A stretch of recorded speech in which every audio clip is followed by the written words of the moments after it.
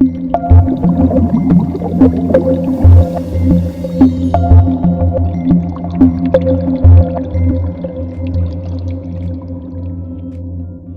guys, welcome back to Into Reefing. My name is Nick, and once again we'll be doing a review today of one of our fellow reefers tanks in New Zealand, and we're here today meeting Lee. So Lee, thanks very much for having us. Thank you for having me on the channel, and hi everybody. Excellent. So the tank that we're looking at today is going to be a Red Sea tank, and when I'm talking about Red Sea, absolutely everything about the tank is Red Sea. So we're not going to mess about, and we're going to get straight into it and hand over to Lee and let him talk us through this beautiful tank. And once again guys, if you enjoy the video, please subscribe. We'd love to have you as part of our channel, and looking forward to seeing your comments on this beautiful tank. So Lee, can you tell us a bit more about the tank? Just give us a summary of what tank we're actually looking at. Sure. So I've got a Red Sea Reefer XL425 here. It's a 425 litre system with a sump, and it's been running since Christmas 2016, so almost 4 years now. Yeah. Okay. And in terms of the water parameters, what are your ideal settings for water parameters on your tank? So actually since I set up this tank, since day one actually, I've been following the Red Sea Reef Care recipe. I'm running this SPS dominant recipe. It helps me to set the target of each of the parameters. So for example, I'm running my calcium at 420. Right. I'm running my KH at around 8.5 to 8.8. The magnesium is around 1280. And my nitrate and my phosphate is very low. Very low. Yeah. So with the low nitrates and phosphates, you obviously do quite a bit of feeding. Yes. So what I'm doing now is during the day I'll feed my fish once. Yeah. And I'm also feeding the corals at night with the Reefer Energy Plus every day. Yeah. Okay, Lisa, thanks very much. Now let's have a look through your sump and talk us through all the equipment that you've got inside there. Sure. It is a very simple sump. I don't have much equipment in the sump actually. It is the V1, the Reefer 425 V1 sump. So as you can see here, the water flows down into the first chamber. I have two filter cups here. One of them is empty at the moment, but in the other one I'm actually using 100 grams of Reef Spec carbon. I replace the carbon every once a month.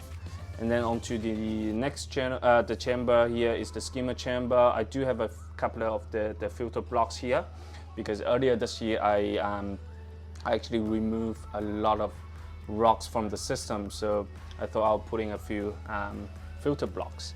So the skimmer, this is a Red Sea Reefer skimmer 600, the medium sized one. Is working quite good. As you can see, I'm running it quite wet.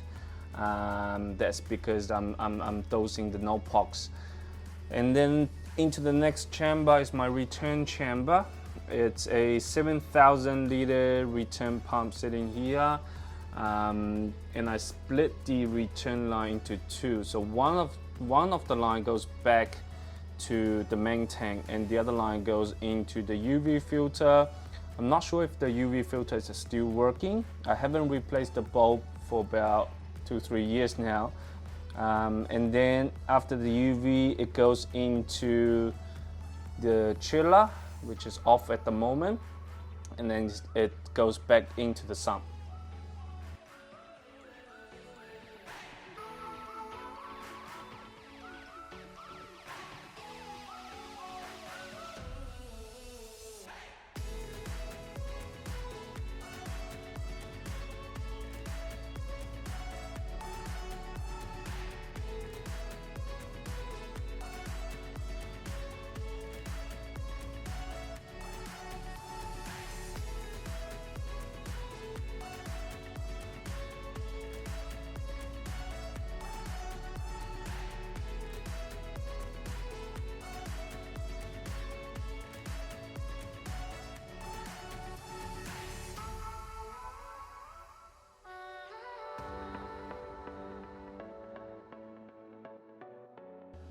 So Lee, can you tell us a bit about these containers that are situated at the back, and just talk us through what it's all about? Sure.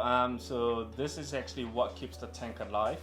and this is my dosing station. Yeah. As you can see, I have 8 containers here. I'm running 2 of the 4-head dosing pump for all these 8 bottles. So starting from the bottom, we have the foundation A, B, and C, which is the calcium, the KH, and the magnesium. These are the key elements that we need to support the system. Here we have the NOPOX.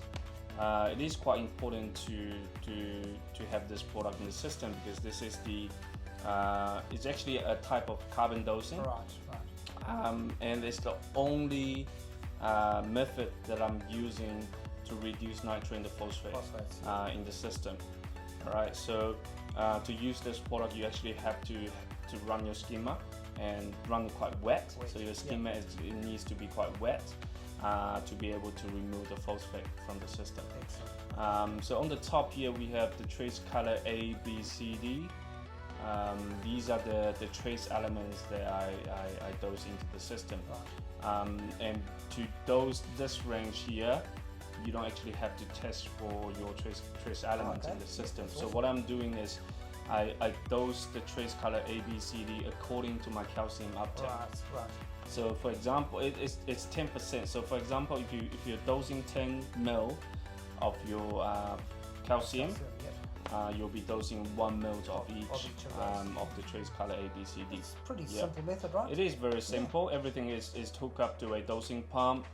The only thing that I don't use dosing pump is the coral food.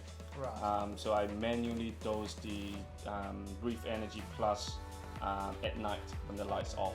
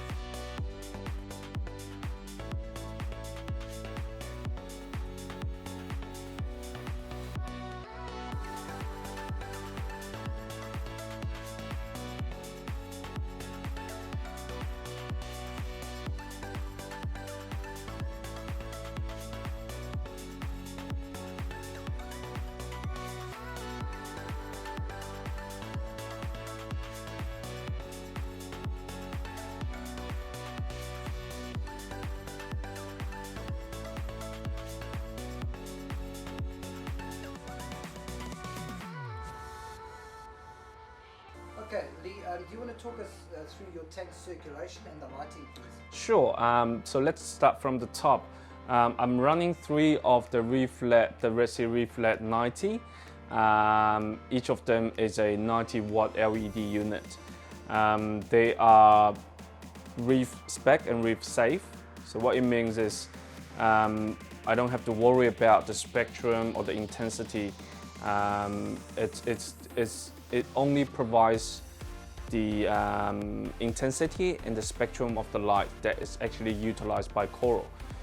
For example, the power reading, it will be around 500 at the surface of the water. It will be about 150 at the bottom of the tank. But I have never tested for power in the system. As you can see, all the coral is very happy.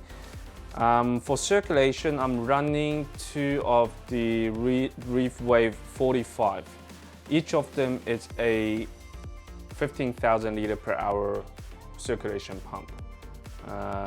But I'm only running them at about 40% on each of them.